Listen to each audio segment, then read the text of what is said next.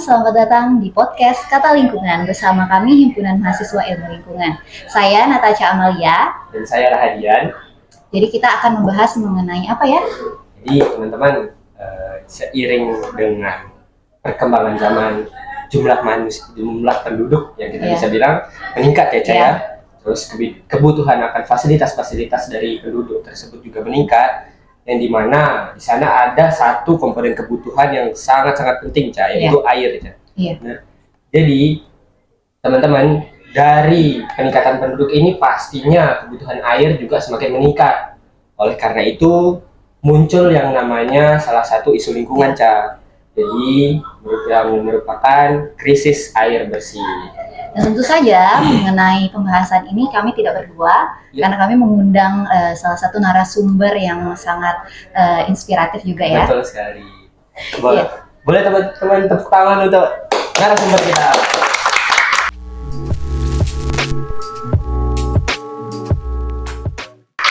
Ya, sebelum kita memulai ke tema hari ini, boleh diperkenalkan dulu, silakan. Perkenalkan diri dulu. Ya, jadi saya Lalu Putra Pratama. Saya juga mahasiswa ilmu lingkungan kayak teman-teman di sini. Saya cuma lebih duluan masuk ilmu lingkungannya ya. Saya angkatan 21. Saya kebetulan angkatan kedua di ilmu lingkungan. Ya. Jadi teman-teman, fun fact-nya, kali ini merupakan mantan dari ketua Himpunan Mahasiswa Ilmu Lingkungan yang angkatan kedua ya, Leh. Jadi, Leh, ya, kita di sini mau bahas mengenai krisis air bersih. Oke. Jadi kalau dari pandangan seorang mahasiswa ilmu lingkungan itu, krisis air bersih itu apa sih, Leh? Ya, jadi krisis air bersih itu tadi kan sudah dikasih tahu juga, itu adalah salah satu isu lingkungan ya. Jadi krisis air bersih ini berarti salah satu kondisi di mana ketersediaan air yang layak untuk kebutuhan sehari-hari manusia itu bermasalah gitu. Entah itu dia nanti tercemar atau kondisinya terbatas, jadinya manusia itu terhambat untuk melakukan aktivitas sehari seperti mencuci, minum kan, butuh air semua kan, sanitasi juga sanitasi kan, jadinya untuk mandi karena mereka seperti itulah kurang lebih krisis air bersih. Jadi teman-teman, krisis air bersih kita bilang di tahun-tahun ini, isu ini penting gitu ya, Caya? Ya, sangat penting sekali karena air bersih ini kan kita menggunakannya setiap hari ya. Bahkan di semua sektor itu menggunakan air bersih. Bahkan kebutuhan sehari-hari kita lah, tidak akan lepas dari kita lah manusia gitu. Nah, krisis air bersih ini juga mengakibatkan kesulitan dalam akses terhadap air bersih atau air minum yang layak, sehingga berpotensi menimbulkan masalah bagi kesehatan, kemudian di sektor-sektor seperti industri, pertanian, dan sebagainya. Iya, satu lagi mungkin ya tambahan untuk dampak yang paling dirasain oleh air bersih ini selain tadi yang sudah disebutin itu dampaknya itu ke perempuan, teman-teman. Karena perempuan itu sangat butuh air bersih ya, teman-teman, untuk kebersihan dirinya sendiri, karena kondisinya perempuan sama laki-laki itu berbeda. Sama ini kan tadi biasanya krisis air bersih itu terjadi karena akibat bencana ya. Itu biasanya kondisi-kondisi yang urgent yang perlu diperhatiin oleh perempuan, bagaimana mengakses air bersih tersebut kayak gitu. Iya sih, karena kita kan sebagai perempuan juga butuh air bersih itu karena kita butuh, misalnya nih kita lagi mohon maaf ya, haid atau sebagainya, itu kan sangat perlu buat air bersih, karena kalau kita tidak menggunakan air bersih maka tuh sulit banget sih, bisa menimbulkan penyakit-penyakit yang lain dan berbahaya tentunya, seperti itu. Apalagi ke orang melahirkan itu kan juga butuh sekali kan air bersih. Nah itu makanya ketika kondisi bencana terus terjadi krisis air bersih, maka perempuan itu sangat rentan di situ. Ketika dia ketika kondisinya sedang haid atau ketika perempuan lagi sedang hamil, itu emang harus harus dipenuhi gitu kebutuhan seperti itu. Jadi teman-teman, dampak dari krisis air bersih ini tidak hanya ke lingkungan ataupun ke makhluk hidup lainnya, tapi juga ke seluruh kita bisa bilang makhluk hidup yang membutuhkan air tersebut ya. Karena kan tanaman, Betul sekali. tanaman, tumbuhan sama ya. Tanaman, hewan, terus manusia itu butuh air gitu kan. Betul sekali. Iya, semuanya. Jadi sangat penting sekali kebutuhan air bersih ini. Ngomong-ngomong tentang dampak yang disebabkan oleh krisis air bersih ini, sebenarnya kita mau tanya sumber penyebabnya itu apa sih kira-kira? Sumber penyebabnya pertama kalau krisis air bersih ini kan tadi kalau sebenarnya beda dampak, beda penyebab juga Iya sih, tergantung. betul. Jadi kalau kita lihat dari kalau akses ketersediaan air bersih mungkin kan berarti kita ngomong dampaknya karena kekeringan kan. Jadi Iya. kalau ngomong kekeringan itu Iklim. karena iklim itu pertama. Terus kedua selain karena iklim, kalau kekeringan itu terjadi karena tutupan lahan yang berubah. Iya. Ya kan infiltrasi yang tadi terjadi atau penyerapan yang dilakukan oleh tanah itu kan jadi berkurang tuh kemampuannya. Jadinya air tanah itu juga bakal makin menipis dan juga jadinya nanti air sungai pun tercemar. Air sungai pun tercemar karena aktivitas domestik kan tadi. Ada tutupan lahan sudah berubah kan. Jadinya air sungai pun nggak bisa digunakan lagi. Karena dulu kalau kita lihat kan kalau kita nonton film-film lama gitu kan sering mereka tuh mandi di sungai. Kan mungkin kita juga pernah. Nah, kita juga dengar cerita tuh orang tua kita pasti pernah mandi di sungai. Kalau sekarang kan amit-amit tuh kita mau mandi di sungai kan. Coklat. Sungai sekarang udah Ya kayak Betul gitu sekali. sih. Ya, saya juga menambahin mungkin mengenai tadi yang Kak Gali bilang, salah satu kan kenapa perubahan iklim ya, kayak bisa jadi penyebab terjadinya krisis air bersih ini.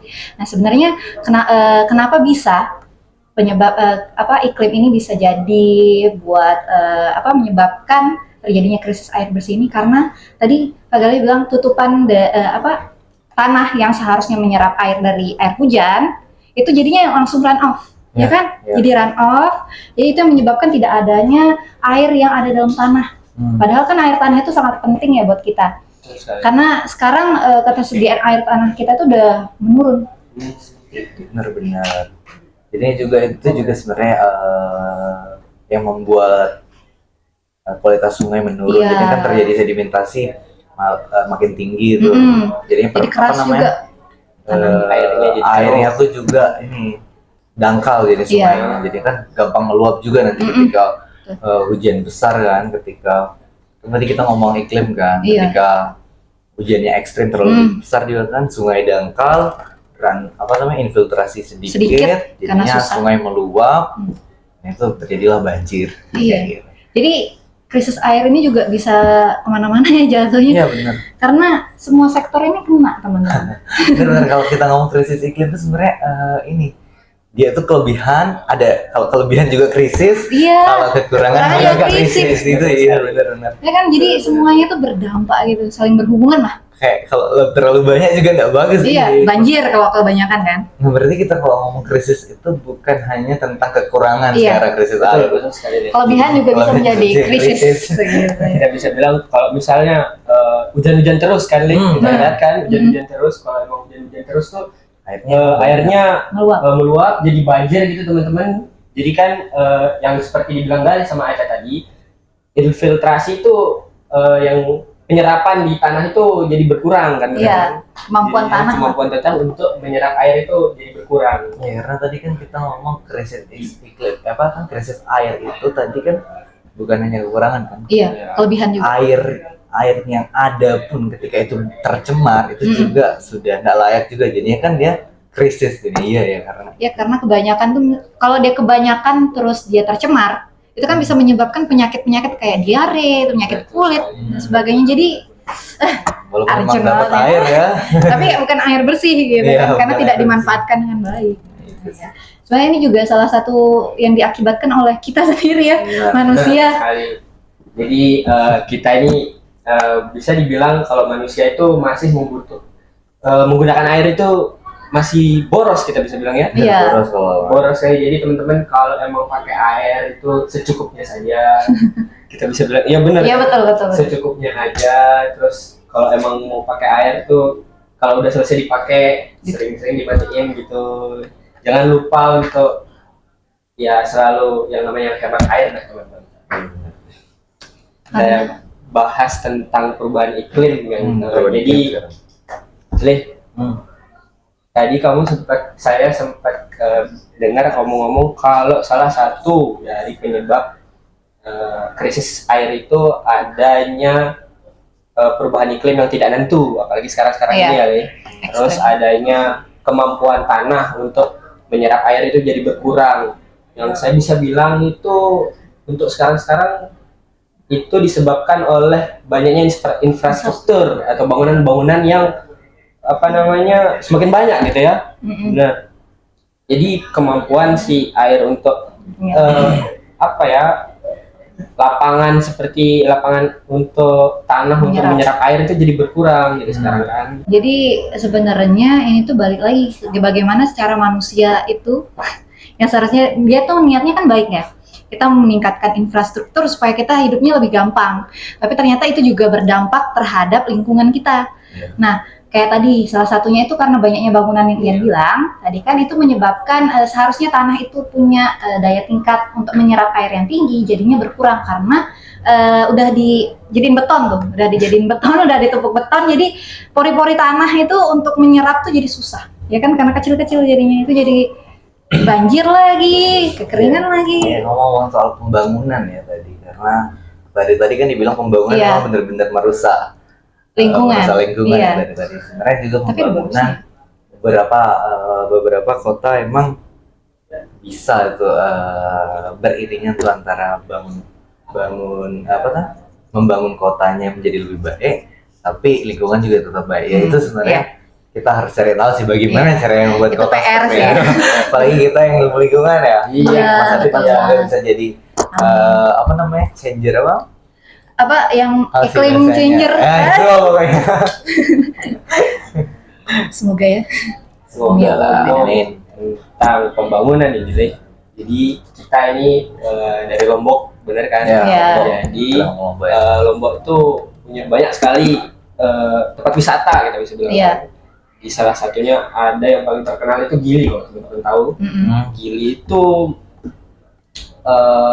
apa ya, tingkat untuk pariwisatanya itu tinggi sekali kan, benar Iya. kan? Iya. Jadi Apalagi orang-orang orang-orang kalau asing. orang-orang asing, orang-orang dari luar itu pasti datang ke Lombok untuk ke Gili salah satunya, benar kan, Li? Wisata ya. Nah, benar sekali. Jadi ini juga bisa menyebabkan krisis air bersih juga. Benar sekali. Di Gili itu karena kebutuhan akan pariwisatanya meningkat, infrastruktur, kemudian bangunan-bangunan seperti hotel itu meningkat di sana. Jadi salah satu isu yang saya pernah dengar, kalau teman-teman pernah buka, itu di Gili itu terjadi krisis air, Li. Oh iya. Jadi di Gili itu terjadi krisis air, teman-teman, karena ya itu salah satu penyebabnya tadi yang disebutkan sama Galih dan Aca. Itu yang pertama pembangunan infrastruktur, terus yang sekarang-sekarang ini kita rasakan di Lombok ini iklim kita tidak Tidak stabil. stabil ya, benar kan? Kadang-kadang hujan, Iya. kadang-kadang panas, ya, benar kan? Terus juga kebutuhan akan air bersih di sana itu semakin meningkat karena banyak sekali ya, kita bisa bilang banyak sekali pengunjung-pengunjung dari luar, bahkan dari luar negara ataupun dari dalam Indonesia tuh datang ke sana ya, ke Gili ini. Jadi saya sempat dengar kalau emang kenapa salah satu penyebab krisis air di Gili itu karena dia itu mau pemerintah setempat atau bagaimana itu dia menutup penyulingan air di sana, Lin. Oh, Saya pernah dengar kayak gitu. Jadi penyulingan air dari air asin, teman-teman, itu ditutup entah karena apa. Oh, kalau saya tidak salah, coba teman-teman bisa buka juga. Itu karena untuk mendukung tingkat pariwisatanya untuk berkelanjutan, tapi malah menutup tempat penyulingan itu, Lih. Itu sih saya pernah dengar. Kalau saya dengarnya mungkin agak beda ya. Kalau kita lihat Gili kan adalah pulau kecil ya. iya. Gili itu pulau kecil, nah jadinya di sana tuh juga tidak memiliki juga gimana apa tuh cadangan air yang banyak. Betul, Nah, emang nggak bisa juga kan dia Iya. pulaunya emang kecil. Iya. Jadinya dia mau nggak mau emang harus suplai air dari luar kan, dari Pulau Lombok. dari Pulau Lombok nih, emang di sana itu kalau nggak salah, mungkin teman-teman bisa koreksi, kita saling Iya. koreksi aja ya, tidak salah di apa tuh namanya, ada pipa yang ngalir dari Lombok ke Iya. Pulau Gili yang distribusiin air bersih. Nah, tapi saya beberapa kali pernah ke Gili juga kan, nginep di sana. Emang di sana sumber airnya itu pakai penyulingan emang ya, yang dia kok dari air asin Asin dari ke air lautnya tawar. itu keluar. Cuman tetap air itu kualitasnya tetap beda. Iya benar. Kita tuh emang kalau mandi ngerasa nggak bersih, Iya. rasanya kayak kurang bersih, pokoknya mau cuci tangan, pokoknya apa-apa kayak kurang enak lah pakai air hasil penyulingan tuh. Mungkin pertama sih untuk saran saya sih untuk Gili Trawangan tuh bagaimana cara bangunnya, mungkin teknologinya itu dikembangkan lagi, bagaimana mendapatkan hasil penyulingan yang lebih Bagus oke ya. ya. Nah, sama memang kalau mau distribusin air dari Lombok. Lombok emang harus dijaga juga ekosistem Betul, lautnya, karena kan bakal ekosistem merusak siapa tahu kalau aktivitas seperti itu merusak ini tuh Terumbu karang, ekosistem yang ada di iya. laut yang dilewatin itu. Sama mungkin Lombok pun butuh gitu loh Air itu siapa yang harus dibawa keluar deh. bahkan di dalam Lombok pun masih dibutuhkan tuh air. Iya. Bahkan masih krisis. Tapi kalau di Lombok emang daerah, kan Lombok itu adalah pulau kecil yang punya gunung gede ya. Cuma kalau di daerah utara emang kita tidak pernah khawatir sih soal kekeringan ya. Iya betul. Mungkin kita khawatir kalau di Lombok itu dari daerah-daerah Sekotong, Mandalika yang baru Iya, dibangun, apalagi ya mungkin yang menarik kita masuk di Mandalika sih. Pembangunan Iya. tinggi tuh ya. Karena besar sekali ya pembangunannya. Pembangunan gede di sana, terus daerahnya emang kering gitu Iya. dari awal.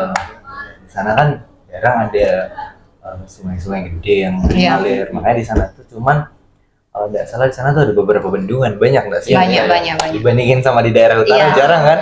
Kalau di sana emang perlu banget bendungan, jadi gimana cara menampung air? Iya. Kayak gitu sih. Kalau yang menarik di Batu sebenarnya yang di daerah Mandalika Iya, itu. tuh ya. Karena Mandalika itu kan udah besar-besaran banget ya, udah jadiin aspal kan untuk trek-treknya Iya. dan sebagainya. Kemarin juga saya pernah dengar kalau emang di daerah Mandalika ini konstruksi tanah sama lapisan-lapisan tanahnya itu berbeda nih dari tempat-tempat atau kawasan-kawasan yang bisa menampung banyak air. Jadi mereka itu cenderung tanahnya itu lebih partikelnya lebih kecil-kecil gitu. Jadi kita bisa bilang lebih susah untuk menyerap air gitu. Iya. Emang sebenarnya di sana juga nggak ada pohon gede. Iya, Ya, jarang benar. banget pohon yang kita lihat. Panas banget. Karena di sana juga sekarang malah udah alih fungsi lahan. Nah, makanya Jadi ditambah tutupan Jadi lahan yang jagung baru. gitu kan, banyakan tanaman itu jadi jagung gitu. Di sana beberapa kali emang pernah dengar banjir juga sih, Iya. daerah baru dibangun. Emang sangat disayangkan sih terjadi banjir di daerah pariwisata unggulan yang Iya. kelas internasional gitu. Iya. Sebenarnya pertama sih kalau mau dibangun dengan baik ya, pertama dari manusianya dulu, SDM-nya dulu untuk tidak membuang sampah. Emang konservasi air perlu sekali di sana. Iya. Mereka emang harus beberapa panen air hujan, Iya. Benar sekali. sama ya hemat air, tidak boros air. Seperti mungkin mereka kalau mandi, saya pernah dengar tuh cara konservasi airnya kayak dia itu mandi, kalau yang mandi pertama yang belum ada pakai sabun, air bilas itu ditampung di tempat yang beda, dikeluarin gitu ke tanah. Tapi kalau yang sudah yang pakai sabun, pakai sabun terus bilas, nah air bilasannya itu Keluar langsung. ditampung, Wow. ditampung nggak dikeluarin. Kan tadi yang pertama Yang itu pertama, bisa pakai nyiram kan, ah. bisa dibuang ke tanah kan. Kalau yang udah ada sabunnya itu baru nggak boleh. Sama yang mungkin semua harus melakukan ini ya. Saya pesan mungkin itu untuk teman-teman. Pasti semua kita makan nasi, Iya. pasti semua kita masak nasi. Iya. Jadinya air beras, tolong jangan dibuang ke wastafel atau kemana. Ya dibuang aja, mending dibuang ke lingkungan, itu bagus untuk siram tanaman, masih Iya. bagus gitu. Bagus untuk siram tanaman atau siram tanah, karena dia kan tidak tercemar Iya. zat kimia kan. Ya itu sih juga kalau ngomong pencemaran air ada 3 indikator sebenarnya. Kalau menurut saya malah nambah 1 nih, kalau yang kita tahu mungkin 3 nih yang saya belajar. itu kan indikator yang kimia, biologi, Biologi, sama satu fisik. lagi fisik kan. Tapi yang satu lagi ini apa tuh namanya? Aman. Aman. Aman Bagaimana maksudnya itu gampang kita capai kan. Kadang-kadang tuh misalkan kita tinggal di desa sini, malah harus ngambil air di mana ya? Jauhnya 10 kilometer. Terus nanti dia gunung apa sebenarnya konturnya itu pegunungan kan, jadi nggak aman. Itu sih yang perlu kita. Jadi keamanan ini yang Aman. perlu ini. Aman tuh maksudnya keamanan gitu ya. Jadi udah kita ambil air tapi baliknya kita luka ini. Iya sih. Percuma gitu kan, air bersih kita udah dapat cuma luka aman, luka gitu. Berarti harus aman gitu Itu ya. sih yang perlu ditambah Iya sih. mungkin indikator kualitas air. Selain pembangunan juga ini tadi Kak Gali sempat singgung mengenai SDM. SDM ya? Iya, SDM itu kan karena eksploitasi ya sih Kak. Jadi kan karena di sektor pariwisata itu sering banget terjadi eksploitasi air bersih. Jadi masyarakat di sekitarnya itu kadang Kena imbasnya. iya kena imbasnya, jadi nggak dapat airnya. Misalnya nih mereka bangun teknologi atau apa di perhotelan itu pakai mereka udah misalnya pakai penyulingan atau apa, itu nggak dibagiin ke masyarakat. Itu kan juga sayang gitu ya. Iya. Jadi bagaimana sebenarnya itu juga masih jadi PR kita Ya, sih. jadi bahkan ada beberapa seperti yang Aca bilang tadi, ada beberapa tempat atau industri, kita bisa bilang industri, entah itu atau tempat pariwisata. Jadi mereka mengambil air-air di kawasan tersebut aja, jadi mengambil secara keseluruhan, Kayak seperti bilang eksploitasi. Terus masyarakat sekitarnya itu nggak dapet gitu loh. Jadi kan dirugikan berdampak lah. tuh Iya. bagi masyarakat sekitarnya tuh. Nah, Ya di situ Gimana mungkin menurut peran kamu? pemerintah sih Iya, jadinya ya, betul, peran balik pemerintah atau peran orang atas Iya. gitu. Gimana caranya ngatur perkeadilan Iya. apa keadilan manusia apa sih Pancasila lupa Keadilan sosial bagi seluruh rakyat. Itu sih yang perlu. Jadi bagaimana mereka ngatur lah orang-orang besar nih, jangan malah keluarganya dia yang dipentingin Iya. dulu itu kan. Kalau masalah apa eksploitasi itu Iya. biasanya kan mereka orang-orang besar ini yang rada-rada. Semoga lah kita kalau kita jadi orang-orang gede kita masih Amin. memikirkan keadilan itu. tidak hanya dari diri kita sendiri, Iya, teman-teman, iya. kita juga berharap kepada petinggi-petinggi itu ya. Benar ya? Benar sih. Karena itu kan tidak bisa kita orang yang biasa ini lakukan kan. Karena eksploitasi pasti yang punya duit. Jadi juga walaupun teman-teman mengandalkan pemerintah, seperti banyak sekali kasus-kasus yang pernah kita dengar, tapi kita harus mulai dari diri kita sendiri juga. Iya. Jadi Salah satunya salah menghemat satunya air. menghemat air itu teman-teman. Jadi kayak bagaimana seperti yang Galih bilang tadi, kalau cuci beras itu air beras tetap Bisa tetap bisa dipakai untuk siram tanaman, itu masih tetap saya lakuin juga. Iya, saya ngelakuin itu juga di Saya rumah. juga selalu ditunggu. Air beras tuh kan. Bisa Di bawah pagi-pagi. wastafel kan, nyampur malah sama air-air yang Air sabun, sabunnya kan, jadi air-air. malah merusak jadi kan. Itu juga mempengaruhi yang namanya krisis air ya, Lia. Kualitas air di dalam tanah itu jadi menurun, sehingga air bersih yang bisa kita gunakan itu berkurang. Iya. Jadi sebenarnya krisis air di Lombok ini khususnya kayak di Gili, terus Lombok Barat, Lombok Tengah, kayak semua Lombok itu sangat berdampak signifikan ya terhadap kehidupan sehari-hari masyarakat lokal terutama.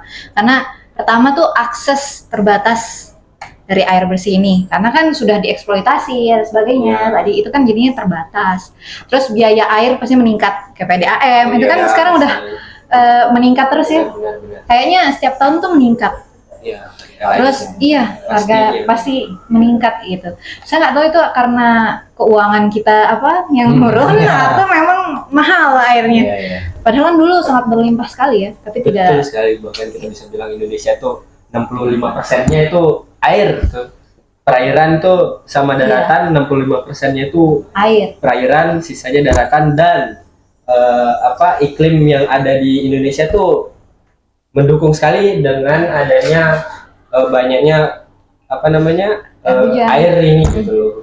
Tapi kalau ngomong kondisi Geografis, geografisnya Indonesia tadi 65% air, Tapi nggak itu kan semuanya. itu air laut gitu Iya. ya.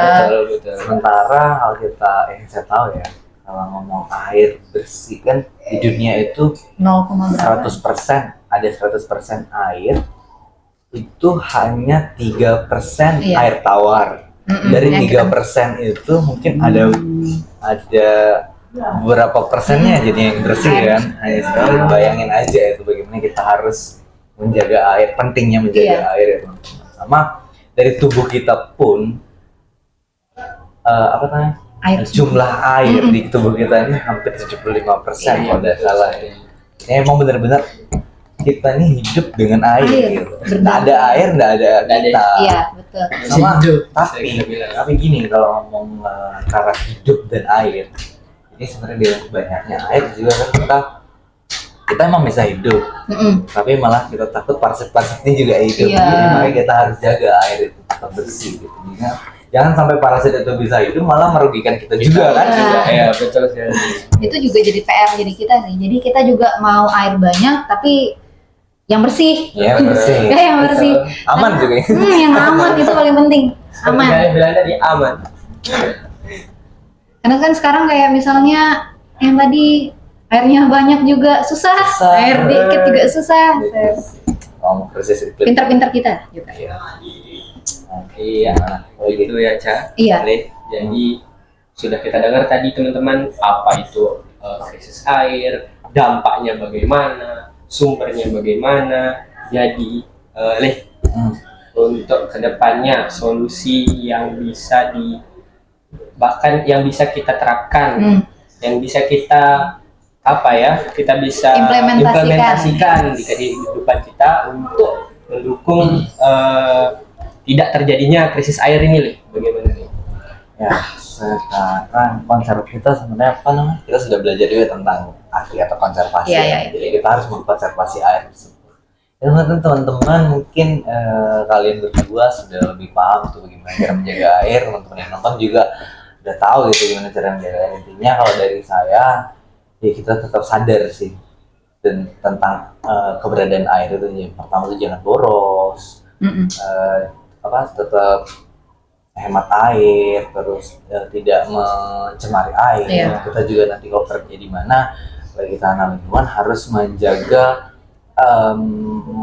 hak-hak air tersebut untuk dijaga gitu. Apalagi teman-teman yang perempuan untuk lebih lebih hati-hati lah untuk memakai air. Bagaimana cara manajemen air teman-teman perempuan juga, karena memang kalau itu sudah kekurangan yang benar-benar fatal sih perempuan. Karena kebutuhan air perempuan sama kebutuhan air laki-laki itu berbeda. Kita lebih banyak ya. Jadi kalau harapan saya sih teman-teman tuh masih punya rasa aware, peduli untuk air tersebut, bagaimana menjaga. Jangan sampai nggak peduli lagi ya, air masih banyak gitu, nggak usah sampai ada itu aja sih kalau menurut Itu tugas pemerintah. Itu juga jangan ya. Jangan sampai seperti itu. Semua sih harus sama-sama sih. Iya, itu aja sih. Kalau kalian semua pasti lebih tahu lah gimana cara teknologi yang lebih maju. Jadi Google juga. Iya, salah satunya kan juga bisa dengan penampungan air hujan. Itu kan masih kurang ya di kita. Itu juga bisa sebenarnya menggunakan alat-alat sederhana. Mungkin kita besok nyoba itu ya. Nah, Bisa jadi skripsi kita juga. Biopori itu Biopori, untuk teman-teman untuk daerah-daerah yang di kekering itu. Atau tanahnya sudah ini ya, kemampuan menyerap tanahnya itu udah kurang, itu bisa pakai biopori. Terus juga yang teman-teman yang ada di pegunungan yang banyak sekali airnya harus dijaga juga nih airnya biar enggak ganas juga sih airnya ya. Nanti jadi sini ke kita. Itu makanya itu bahaya itu. Ya sebenarnya mereka juga bisa melakukan kayak reboisasi. Walaupun itu udah basic banget ya kita dengar. Jadi bisa menanam pohon kayak gitu juga salah satu cara kita untuk menjaga air tanah, ya kan? Air tanah. Iya. Terus membangun juga. Sama ini juga teman-teman. Mungkin ini jadi ada kalau nggak salah ya. Karena sudah banyak nih orang-orang yang ngebor nih. Iya. Tuh kalau emang nggak penting. Kalau emang bisa nggak ngebor, Jangan. nggak usah ngebor karena kan mereka mengambil air tanah ya. Iya. Air tanah itu sebenarnya adalah air tanah itu dia susah untuk kembali lagi kan. Iya. Itu ada lagi untuk bahasanya regenerasi lagi. Iya. Jadinya sebenarnya kalau kalau kita sudah pakai air tanah, itu salah satu indikator krisis iklim sebenarnya. Iya sih. Karena kalau sudah dipakai nggak bisa kembali lagi gitu. Kayak fosil gitu Iya, sebenarnya. Iya, benar. Ini sebenarnya Bisa kalau kembali emang tapi lama ya, Lin. jadinya kalau emang kalau emang bisa pakai sumber air yang lain, pakai yang lain dulu, nggak usah pakai sampai ngebor air lain. Itu pilihan terakhir lah. Iya. Soalnya ini agak sensitif ya. Nggak apa-apa. Iya, Nggak karena kan apa-apa. sekarang Bener, Menurut saya Iya. sih, Iya. jangan. Nggak apa-apa. Kan beda-beda pendapat teman-teman, jadi tidak apa. karena bisa dijadikan jadinya kalau dari Kak Gali berarti apa sumber bor lah. Sumber bor itu bisa dijadikan solusi terakhir. Terakhir Yang banget. benar-benar kalau udah nggak ada lagi baru bisa pakai itu. Ya karena juga sekarang mata air kita udah padahal di Lombok ini sangat banyak ya Iya, mata air kayak gitu. Bahkan beberapa daerah yang memiliki mata air tuh sekarang bisa jadi mereka kekeringan dan kesusahan air. Jadi kita harus lebih aware sih. Balik lagi kita juga membutuhkan dukungan dari pemerintah untuk karena kan mereka punya kuasa yang lebih banyak lah untuk itu. Ya kalau ngomong pemerintah sih juga pemerintah kita juga masuk di PBB Indonesia ya. Iya, Ini kan dia ada di SDGs nomor berapa itu Air bersih, iya. Kebutuhan air bersih. kebutuhan air bersih dan sanitasi. Sanitasi. Jadinya ya sebenarnya tinggal pemerintahnya aja nih bagusin kerjanya aja gitu kan. Ya pasti karena program sudah ada nih. Kita nggak pernah meremehkan bagaimana program Iya. pemerintah, tinggal bagaimana caranya dia ikhlas untuk mengerjakan aja. Bagaimana mau kerjanya dia aja sih sebenarnya pemerintah. Terus sih dari pemerintahnya. Ya, si air bersih itu nomor 6 SDGs. Nomor 6, Mas. Iya, nomor 6. Jadi mereka sebenarnya udah punya program, tapi bagaimana cara mengimplementasikan ke daerah bahkan daerah-daerah terpencil. Mungkin sudah ya daerah-daerah yang memiliki sumber air kayak misalnya Narmada atau apa itu mungkin lebih diinikan lagi gitu. Dijaga lagi lah. Dilakukan konservasi yang lebih lagi untuk mereka gitu. Luar biasa lah. Kalau Keren banget kita ya, bahas krisis air nih menarik sekali ya. Karena Banyak banget ya. berhubungan. Hubungannya ke manusia ada, ke iklim ada, ke semua ada ya. Iya. Karena juga bisa jadi di pertanian juga bisa. Iya, di pertanian juga Iya kan? bisa. Pertanian Wah. kalau misalnya Nggak ada air itu pun nggak ada air kering, kebanyakan Sudah. air banjir, mati Mati. tanamannya. Terus jadi itu berdampak kepada kebutuhan kita. Misalkan kita butuh nasi, butuh apa, jadinya Iya. karena ininya rusak harganya mahal. Iya. Susah buat kita Kalau juga. pertanian itu juga mereka butuh air banyak, tapi bisa mengeluarkan kondisi air banyak yang jelek gitu. Iya, Karena banyak. dia pakai pupuk. Iya. Memang bahaya pertaniannya, memang jadinya pertaniannya juga harus kita awasin juga Iya. nih. Betul. Secara kita sebagai petani, siapa Iya. tahu ya. Iya. Atau kita sebagai mahasiswa lingkungan emang perlu awasi emang. Dan perlu mungkin edukasi juga. Edukasi juga. Tentang penggunaan air Penggunaan pupuk penggunaan juga, penggunaan pokoknya bahan-bahan kimia lah yang dapat menyebabkan ini. pengaruh ke tanah, pengaruh ke air tanah itu juga. Intinya pertanian, terus apa namanya lagi? Industri. itu, Pariwisata. pariwisata itu emang harus punya pengawas yang lebih ketat sih dari kita apalagi Konsumsi yang air ya, manusia. Konsumsi Khususnya air untuk konsumsi air. sama limbah yang dihasilkan itu perlu diolah yang kayak gitu ya. Ya. Apalagi kita tahu ada IPAL, kemudian ada yang untuk mengumpulkan air sebelum dibuang, pokoknya harus di treatment dulu lah. Jadi bahan-bahan kimia itu bisa aman untuk dibuang lagi. Jadi perlu ada edukasi seperti itu juga sih ke pemerintah. Ke teman masyarakat gitu, pemerintah. Jangan sampai apa tuh namanya air kan mereka dapat murah sebenarnya itu kan. Gratis bahkan dulu. Ya, Tapi sekarang sudah bayar. awalnya ya.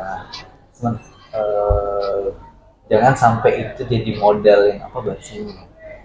Modal yang diremehkan, malah kan soalnya nanti bakal menjadi apa tuh kerugian yang besar bagi kita. Karena kan ketika dia menggunakan air sebanyak-banyaknya, tapi dia tidak kelola, dia sudah dapat keuntungan banyak, Iya, maka dia nanti bakal rugi sendiri.